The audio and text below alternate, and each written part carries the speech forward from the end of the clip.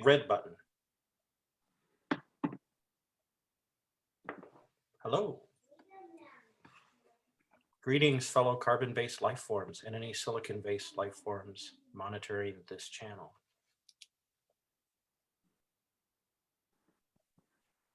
Are we ready, Laura?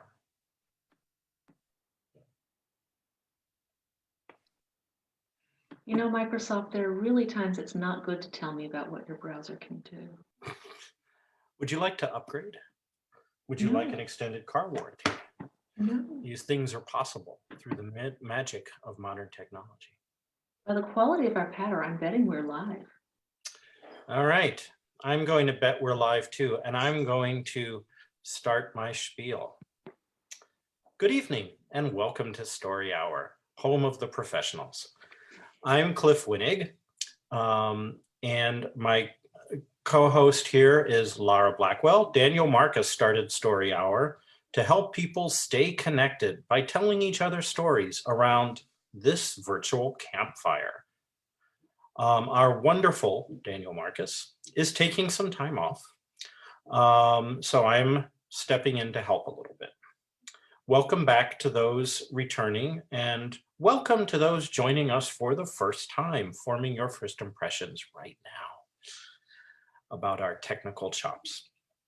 As always, we have two writers reading for their favorite nonprofits.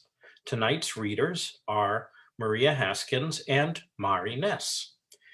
If you are fortunate enough to help others during this time, please consider a donation to tonight's featured nonprofits, Greyhaven Exotic Bird Sanctuary and the Elizabeth Moore International Center for Coral Reef Research and Restoration. Maria Haskins is reading for Greyhaven Exotic Bird Sanctuary. Greyhaven Exotic Bird Sanctuary is a nonprofit society whose purpose is to provide rescue and protection for parrots. Through its adoption program, Greyhaven strives to place parrots in new, loving homes. Greyhaven provides education and support to parrot guardians and the general public. Greyhaven opposes the breeding and selling of parrots through pet stores, bird marts, or via the internet. You can learn more at greyhavenbirds.com. Mari Ness is reading for Mote Marine Laboratories Elizabeth Moore International Center for Coral Reef Research and Restoration. Situated in the heart of the Lower Keys and only 24 miles from Key West, Mote Marine Laboratories Elizabeth Moore International Center for Coral Reef Research and Restoration, that rolls off the tongue, doesn't it? IC2R3 for short, is a fully equipped marine science facility dedicated to marine research and education in the Florida Keys. Scientists at IC2R3 and its Goldstein Institute of Coral Reef Communities' response to global climate change impacts such as rising ocean temperatures and ocean acidification, investigate major coral disease outbreaks and the overall microbiome of microscopic life forms that can help or harm coral reefs, optimize coral reef restoration efforts with threatened and vulnerable species, assess the genetic diversity of native coral species, including the potential for genotypes, genetic varieties, with natural resilience to stressors and more, stressors such as things caused by climate change, for instance. You can learn more at mote.org, it's a whole long URL, folks. mote.org/locations/international-center-for-coral-reef-research-and-research-and-restoration. Got it? Cliff, nice. I'll also drop it in the yeah, if you're here on Zoom, click on the link. If you're on Facebook, oh well. Maybe we'll put the link in there too later. If you're here on Zoom, feel free to leave your camera on. It can be nice for our readers to see you. Chime in on the text chat if you like. If you are joining us on Facebook, thank you and welcome. But please understand that we may not see your messages right away. Okay, our first reader tonight is Mari Ness. Mari Ness has published fiction and poetry in Tor.com, Clark's World, Uncanny, Lightspeed, Nightmare, Fireside, Apex Magazine, Diabolical Plots, Translunar Traveler's Lounge, Zooscape, Strange Horizons, Daily Science Fiction, and more.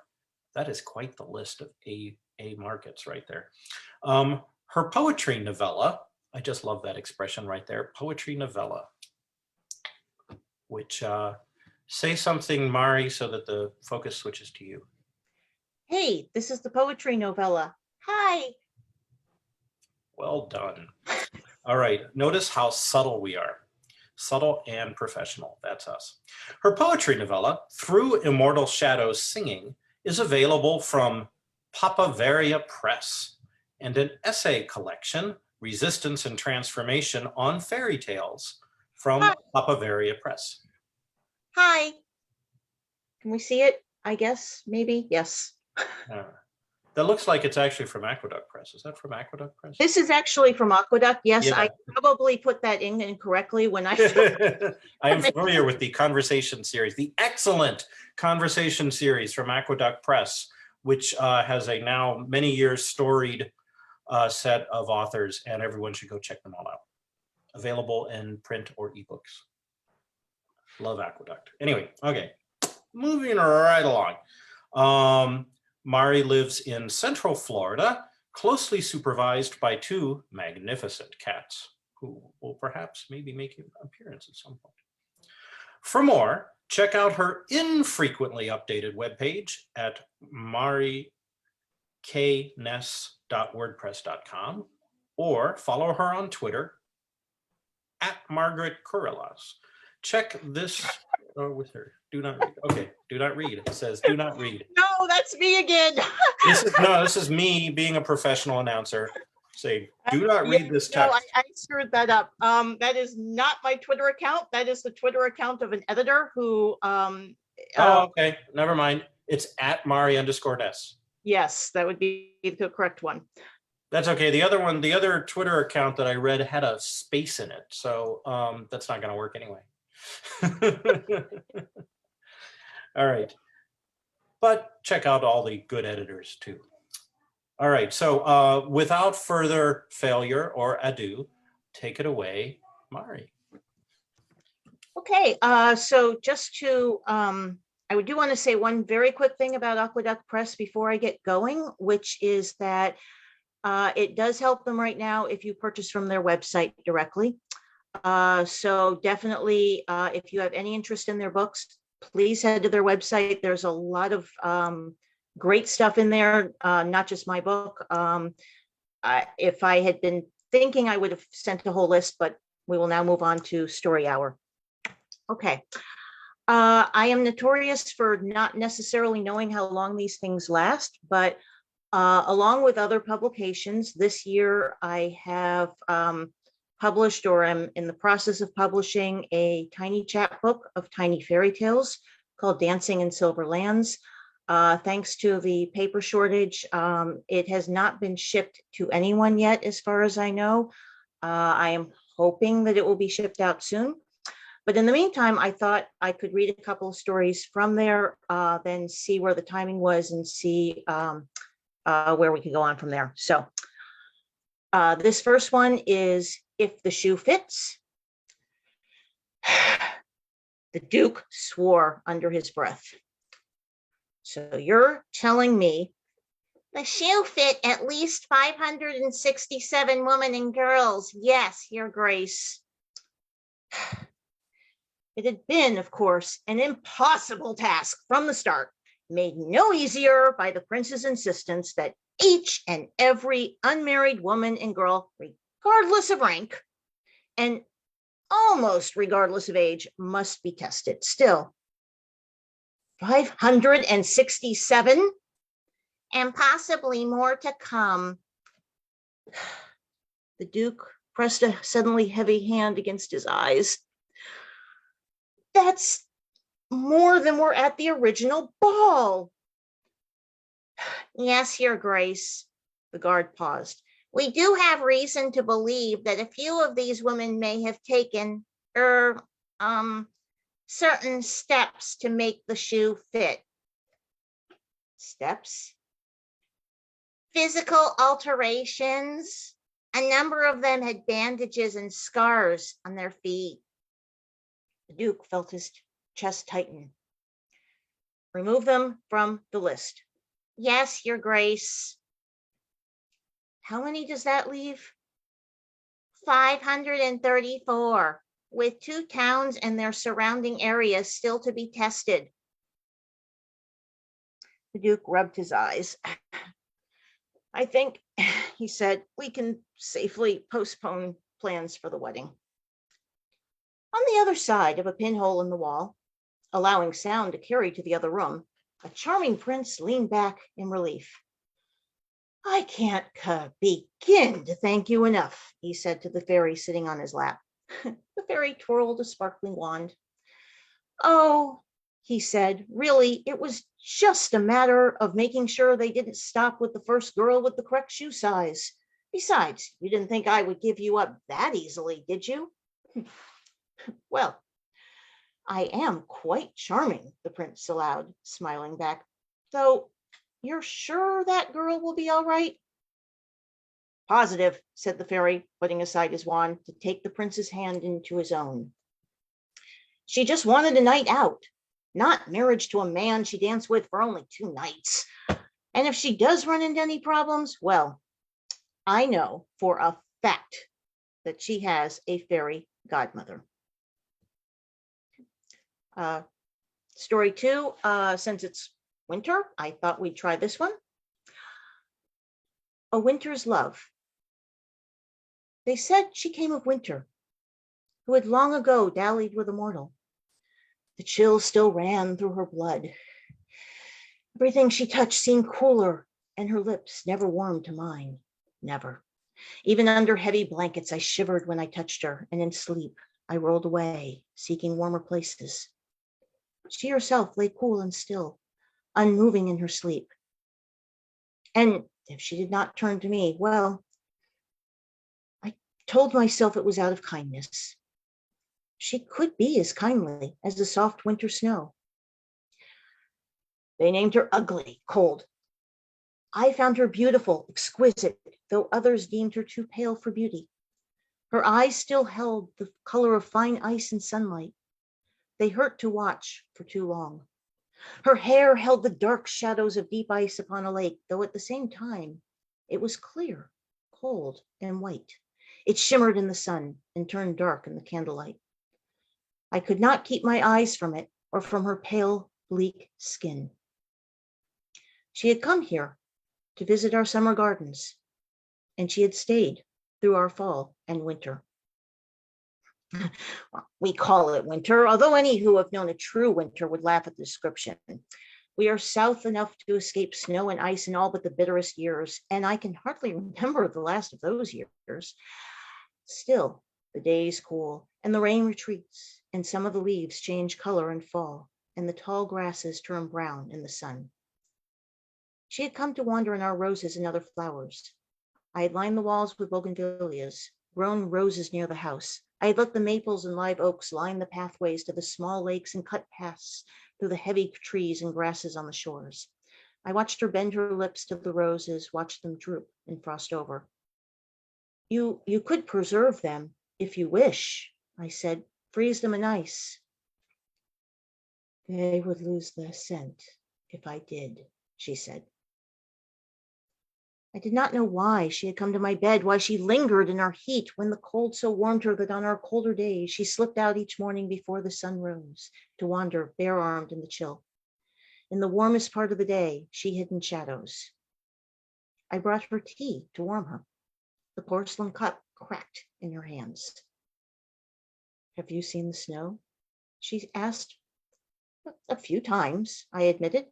I had traveled some in my younger days, although now I preferred to remain in my house in the glass-lined room on the 2nd floor that watched the lakes and the hanging trees. And yet you remain here, she said.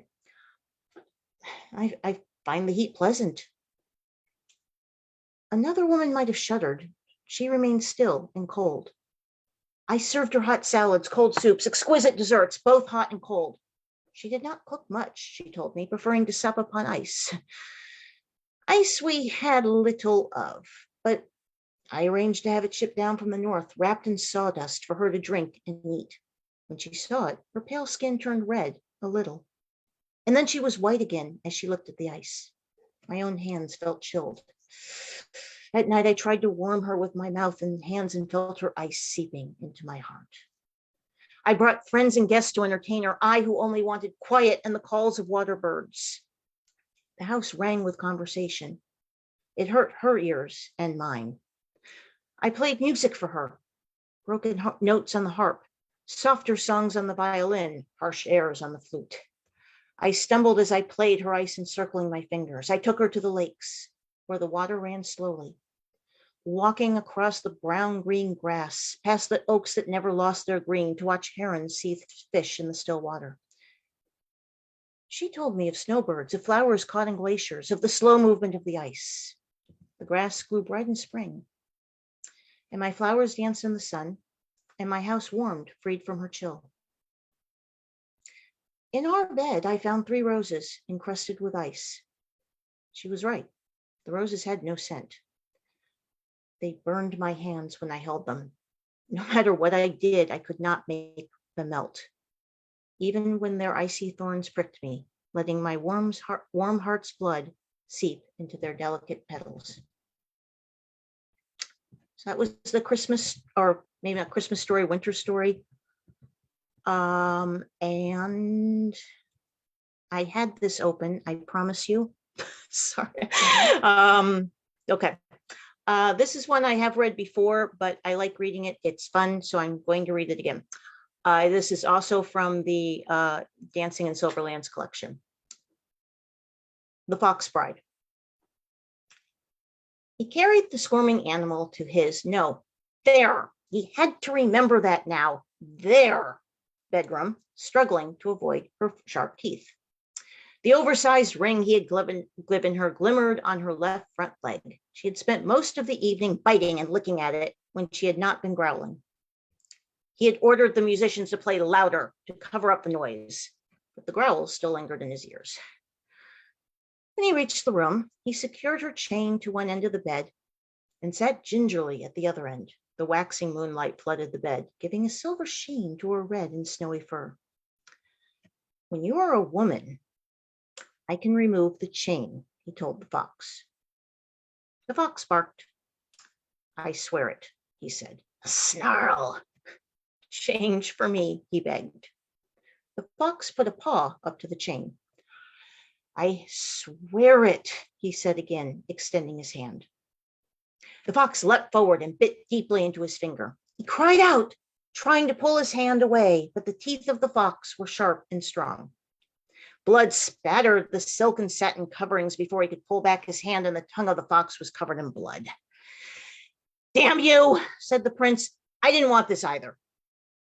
But for his father's sake, he spent the night on the edge of the bed, just outside the range of the chain. He did not sleep much. If the fox slept, he did not know. Give it 3 nights, said the magician. She will change. Give it 3 nights, said the seer. She will change. Give it 3 nights, said the king, or I very much fear your neck will change. She bit me, the prince said. An excellent preparation for marriage, said the king. Consider her beauty, said the magician. Consider her passion, said the seer. Consider your life, said the king. And so the prince returned to his room and considered the red fox on his bed, tied to his room with a silver chain, and considered her beauty, her passion, and his life. In the moonlight, even he, no lover of foxes, had to admit her beauty. His hands still ached with the pain from her passion. And so he considered his life. Would it have been easier, he asked, if I had been the one to find you in the woods, to bring you here to be my bride? The fox, watching the moon, did not answer. I would have had you remain a fox, he told her. The fox did not answer that either. And that night he slept on the cold marble floor, huddled against the wall. It has not been 3 nights, said the magician. It has not been 3 nights, said the seer. You are a prince, said the king. And she is a fox, said the prince. Speak to her, said the magician. Speak to her, said the seer. I have other sons, said the king. And so the prince returned to his room and talked to the fox. As the waxing moon rose and cast its light through the windows, he spoke of his life as a prince. He spoke of wandering in the woods. He spoke of tales he had loved. He spoke until the fox curled into a small ball beneath the moonlight, until he could see from her steady breathing that she was fast asleep. This is the 3rd night, said the magician. The night of change, said the seer. Change her into your bride, said the king. Cannot, said the prince. She is no bride. You know our law, said the king, and his face was cold and stern. The youngest prince must marry a fox to bring their blood into our blood, to bring our blood into their shadows. Each of their sons shall become fine princes, and each of their daughters shall enter the woods. Those were women who could be foxes, or foxes that could be women. This fox is only a fox. A bride, said the king. A bride. Take her and make her yours, and bring your blood into her blood. She is no bride, the prince said again.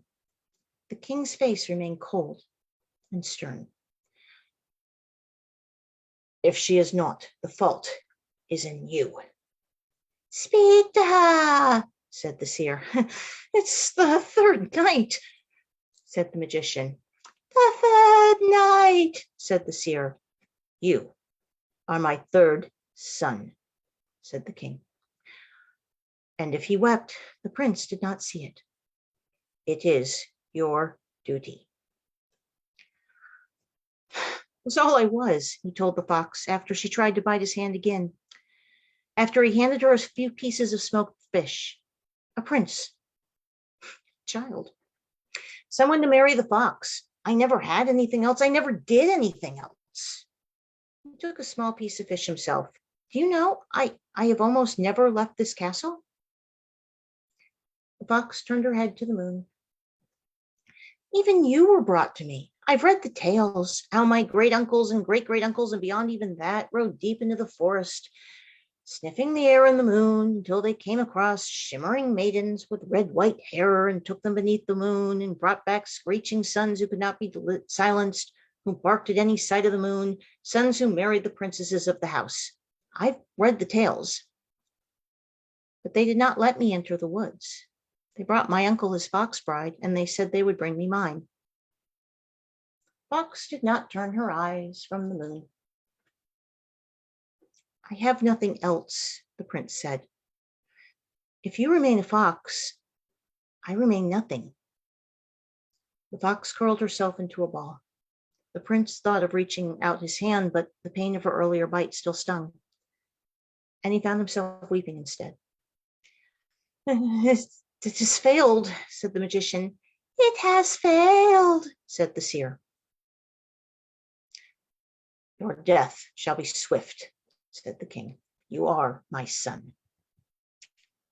The prince stood before him, the fox on a chain by his side. Give me one more night, he said. That I can grant, the king said before turning away. That night, the prince brought to his room meat still dripping with blood, fine bread, and sweet cakes and pies, the freshest of fruits, and red wine. He sat on the edge of the bed, just beyond where her chin could reach, and tossed tidbits at the red fox. She sniffed the food, did not eat, and turned her eyes to the great window in the full moon. He bit into the red meat and felt the blood drip through his throat. He opened the window wide as wide. And then he pulled out the tiny key around his neck to unlock the silver collar around her neck and pull her from her silver chain. He buried his hands in her soft fur and slowly turned the tiny key. The collar fell off with a soft click. "The window is open," he whispered, and felt the small teeth sink into his throat. The magician cast spell after spell. The seer saw vision after vision. The king raged on and on. But none of this brought back the prince or the small red fox, and the king's justice went unserved.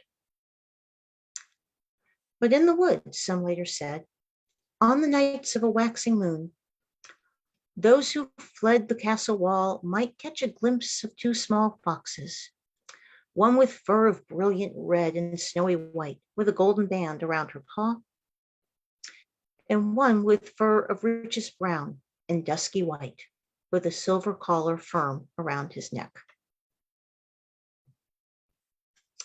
And I think I believe I am out of time. That is all right. You have kept us in the time of magic. Thank you very much for both of those stories. As is our wont, we want to pause for a moment and breathe. Breathe in the forest air.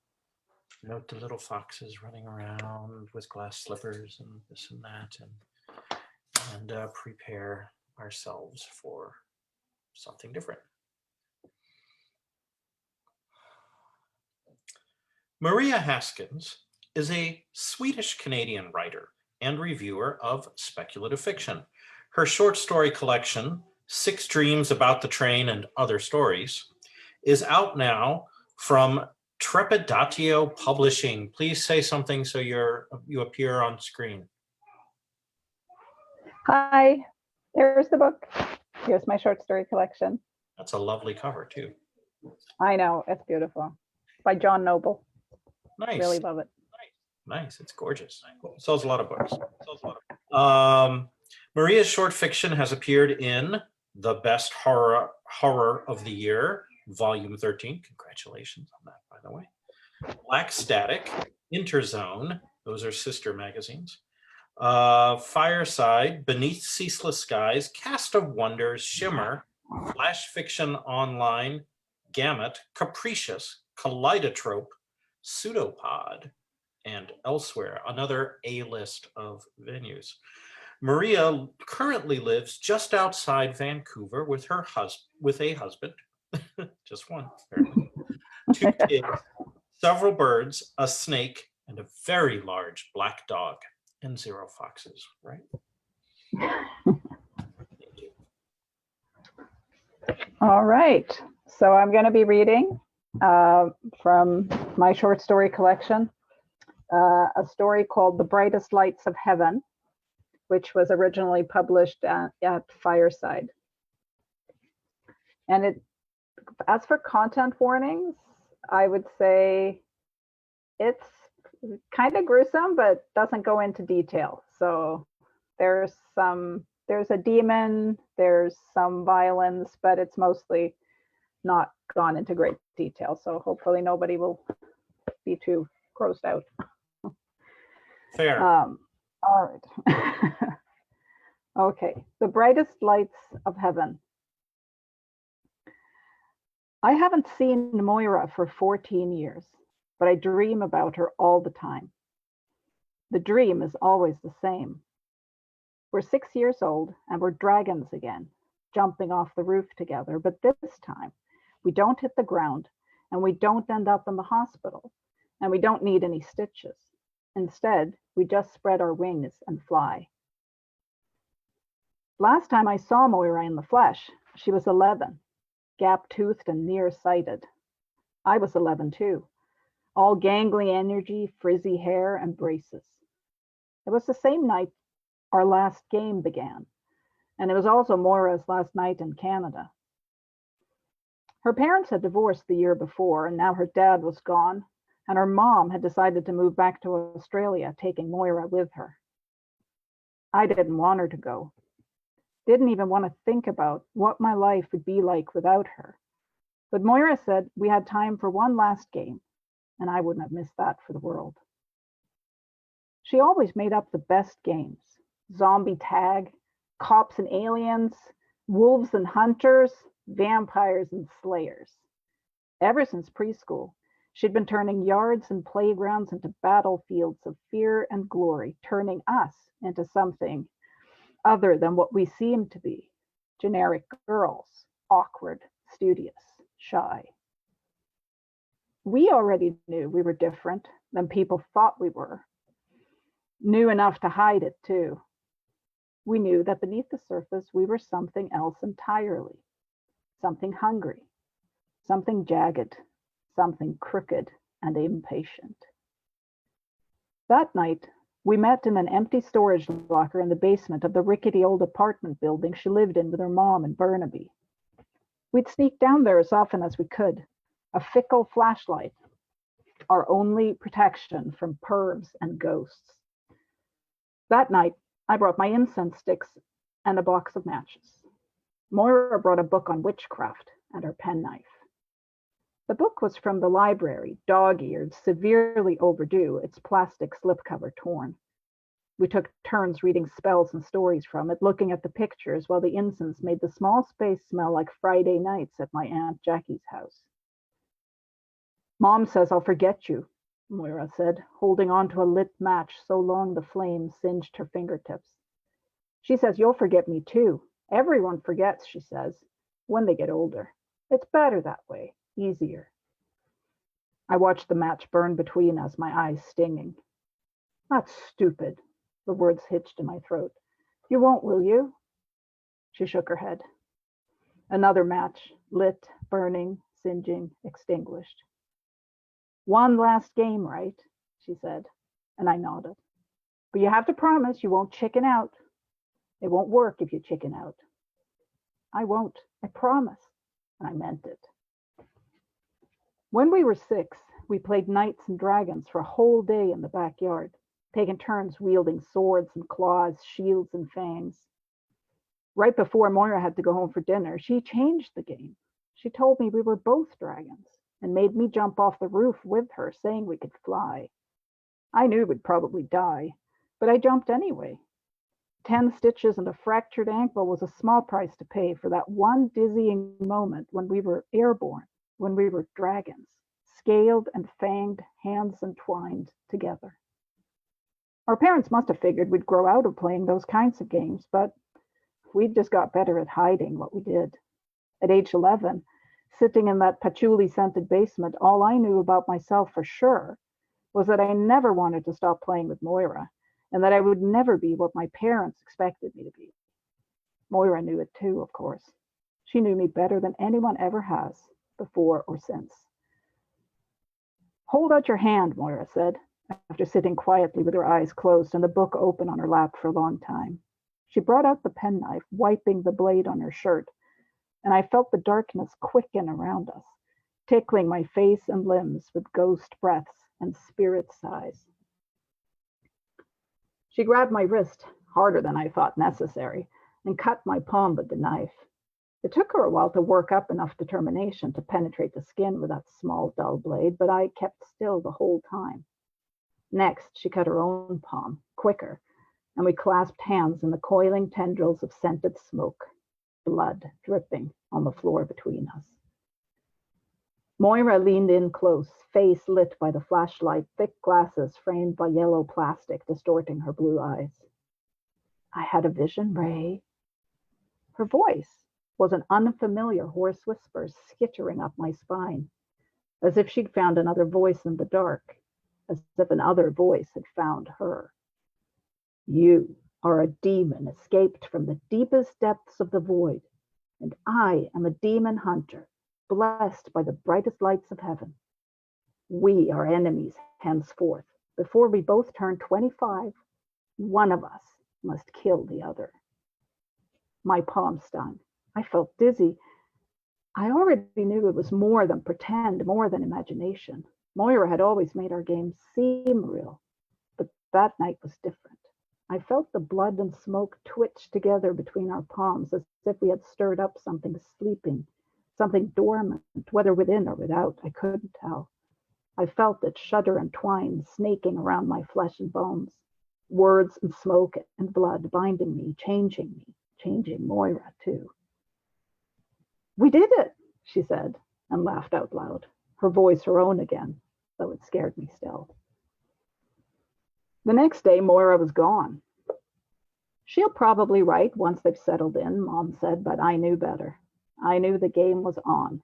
I knew something had wriggled its way into this world, that Moira and I had made it real, and that she would stick to the game, no matter what I did or didn't do.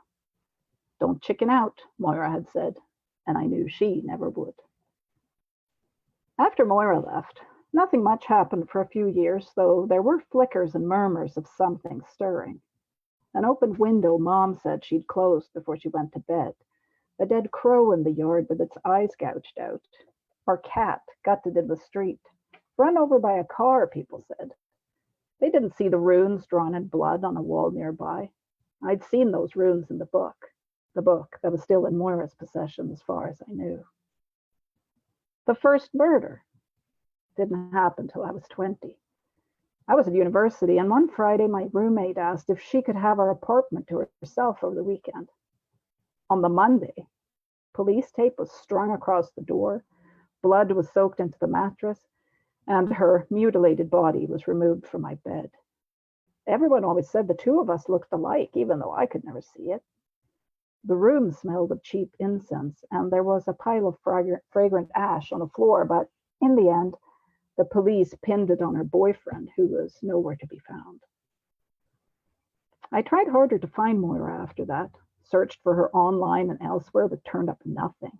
It was as if she'd been extinguished and erased, or maybe her mom had just changed her last name.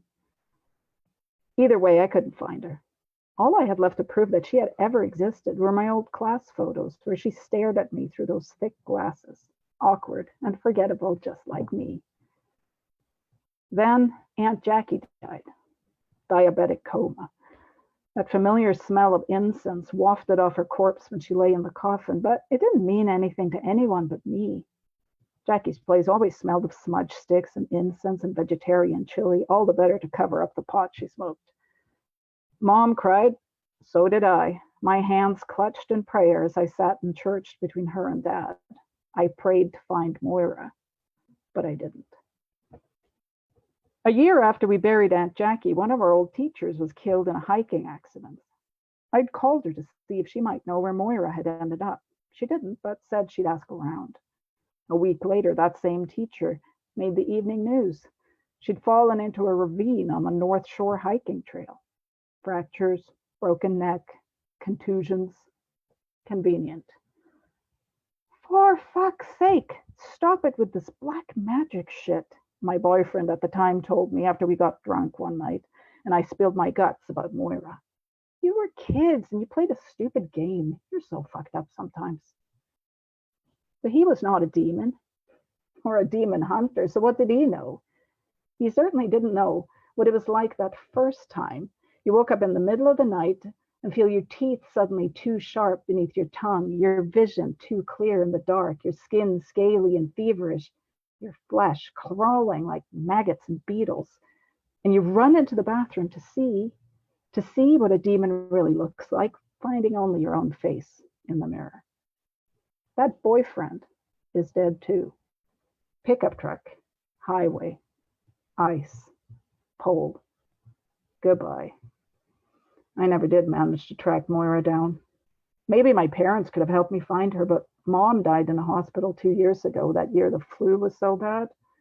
They thought she'd be okay, but overnight she slipped away. Her hospital room might have smelled like incense, but what difference did it make? No one cared. She was dead. Dad died shortly after. A ferry sank when he was on holiday in Thailand. Lots of people died. And he was a lousy swimmer. That was a long summer.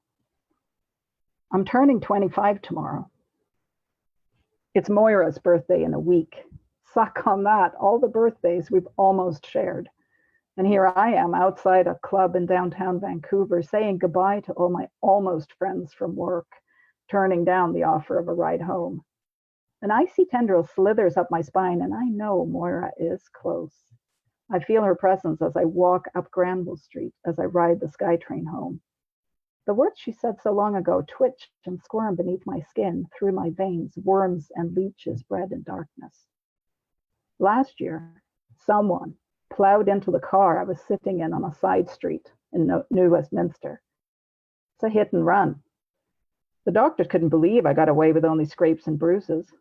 I was in hospital for a few days afterward for observation, waiting every minute for Moira to come and finish what she started, but she didn't. There were flowers, though. No note. I felt Moira's presence real close that time. You don't know what it's like, I told Mom once, to have to wait for Moira to hunt me down, for the game to play out to the end. Who's Moira? She didn't even remember. My best friend, the one with the glasses. But Mom didn't remember until I showed her the class photo. Oh, that girl. I thought they moved to Australia. Right. Moira said I was a demon, I told Dad just before he died. I'd never felt like one until she said the words. But for a moment in that storage locker, it was like I forgot who I was. Or maybe I remembered. I mean, everybody has a wriggling bit of darkness inside them, right?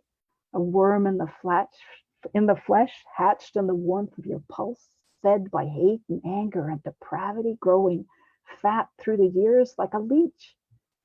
But I know I never even dreamed of being a demon until Moira told me I was one. That was the same day Dad told me I wasn't his, that Mom had already been pregnant when he met her.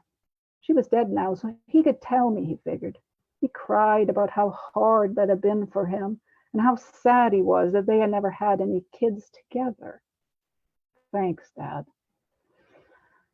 I'm walking down the street from the station. We're really playing the game out to the very end. No surprise, really. I knew she wouldn't chicken out, and neither will I. You're a demon, she'd said as the incense burned. Why did I have to be the demon all this time? Being a demon is hard work. I should have at least had a say, but she just stuck me there in the deepest depths of the void, and for almost 15 years I've had to make the best of it. I opened the door to my apartment, and even though I know Moira is there, I closed the door, locking it behind me, securing the chain and deadbolt.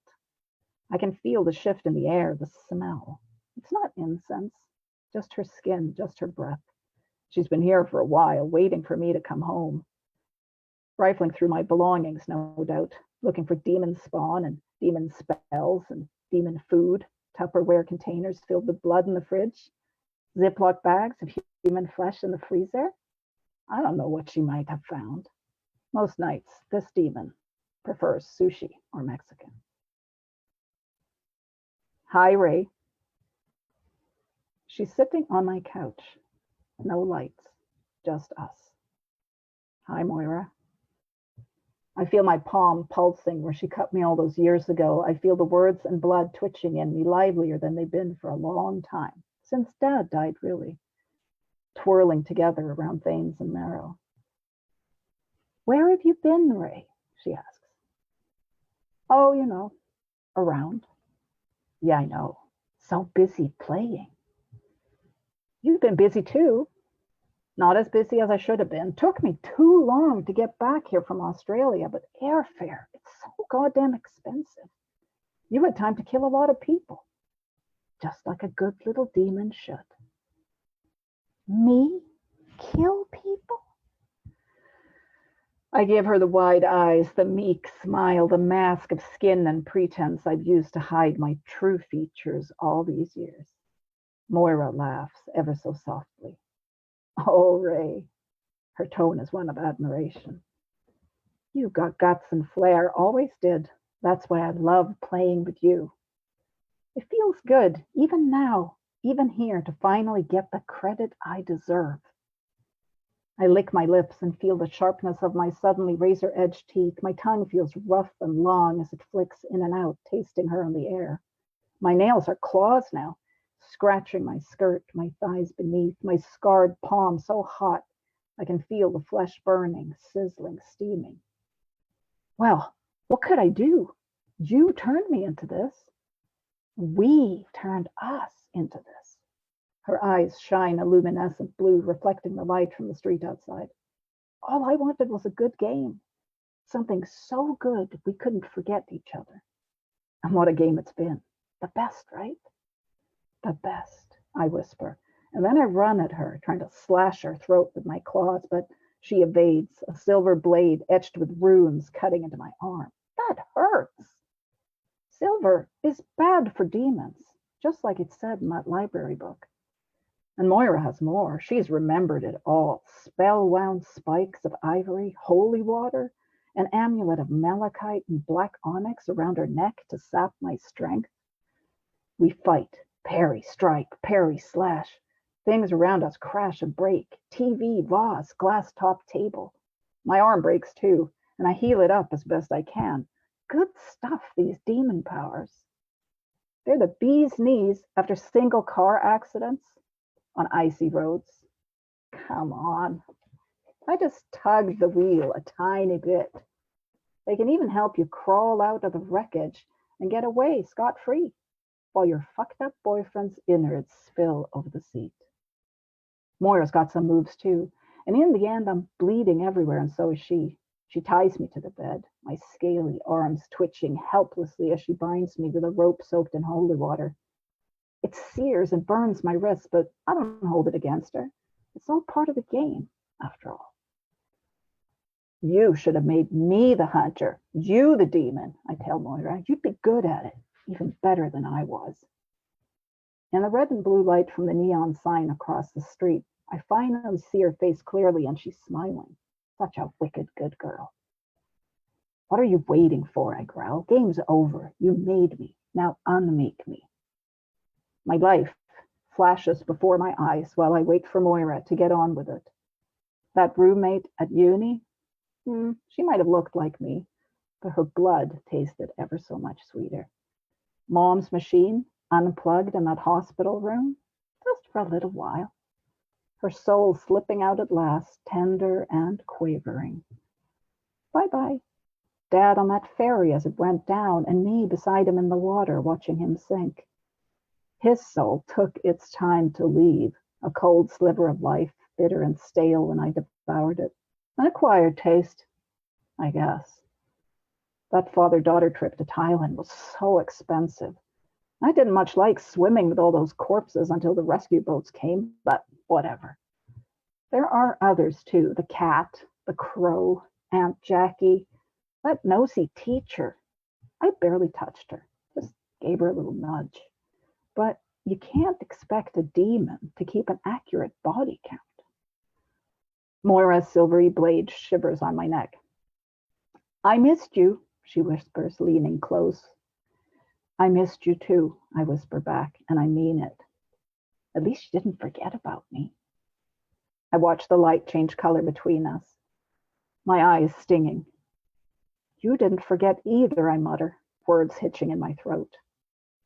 Next, I smell incense, the same kind I use before a kill. Patchouli, the cheapest stuff. And for a moment, I think the game is over. For a moment, I wonder what will be left of me once it's done, and who I would have been without this game, without Moira. Awkward, studious, shy, bored, generic, alone. Moira, I whisper, doubting everything, past and present, future imperfect. Moira rips my skin with a knife, but the cut is shallow and reluctant. She cuts me again, but not my belly or my chest or my throat. Just my palm, the other one, slicing deep and true. I had a vision, Ray, The voice is the familiar hoarse whisper in the dark, the face a mask of shadows slipped over Moira's features. I am a demon escaped from the deepest depths of the void, and you are a demon hunter blessed by the brightest lights of heaven. We are enemies henceforth. Before we both turn 40, one of us must kill the other. Our bleeding hands clasp and hold fast, the darkness around us quickening with ghost breaths and spirit sighs, and oh, there it is again. That jagged and impatient hunger, words and blood and smoke twitching together between our palms, shuddering and twining around my flesh and bones. Unmaking, remaking. Don't chicken out on me, I whisper, relishing the pain, relishing the feeling of her hand in mine. I won't. I see the glint of fangs where none were before when she smiles, the flick of that cloven tongue between her lips. She likes the feeling of it, the strength and daring, I can tell. I liked it too. Now I'm kind of relieved to be rid of it. Being the demon can be a hard slog, as she'll find out soon enough. Then Moira laughs, and so do I, because for one dizzying moment before the new game begins, before the words and blood take hold, we are the same. We are twins, airborne, suspended between the void and heaven, cursed and fanged, blessed and brightest, hands entwined together.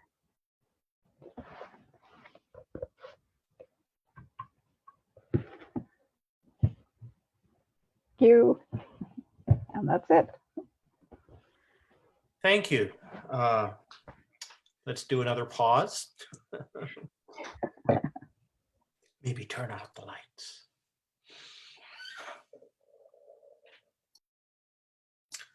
Okay. Next week, our readers are Marie Brennan and Valerie Valdez. That should be pretty awesome.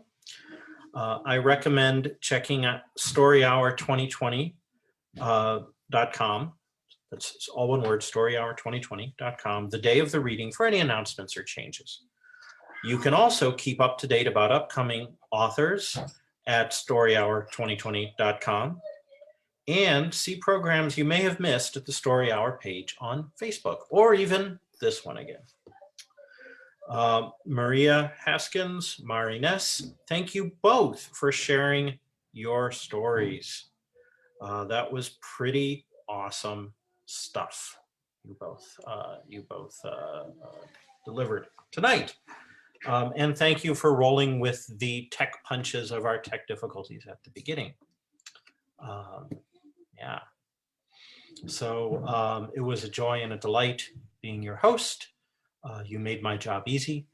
And thank you also to Lara Blackwell for co-hosting and doing all the tech and dealing with all the tech issues, and also writing this script that I used at the beginning, sort of. That's it. We have had an hour. We have had stories. Thank you so much for coming. Thank you, Maria, Mari, and thank you, Cliff. Heck of a debut. It's been my pleasure. Good night, everyone.